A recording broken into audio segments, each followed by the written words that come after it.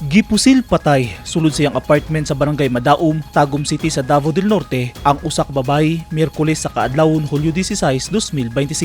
Gila sa Tagum City Pulis ang biktima nga si Sian Angko gila nga rin 26 anyos. Sa inisyal nga imbestigasyon, Selos ang nakitang motibo sa krimen. Ang sa initial na mga kwan is Selos yun kay na nakadungog na itong witness yun nga ningon siya ngayon.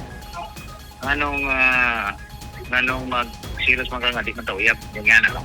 So, posibleng Selos ito na motibo sa pagpatay sa istorya mo na sila. Istorya pa sila, managlalis, maniyang pusil siya.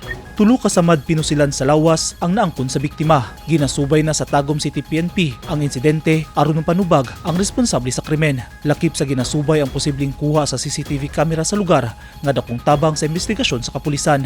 Natay person of interest kay natundan mga to ilang pa. So mga na ginagukod sila.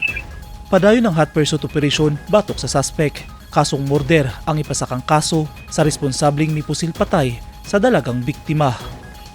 Eugene Hinutan, Newsline Philippines. Stay safe.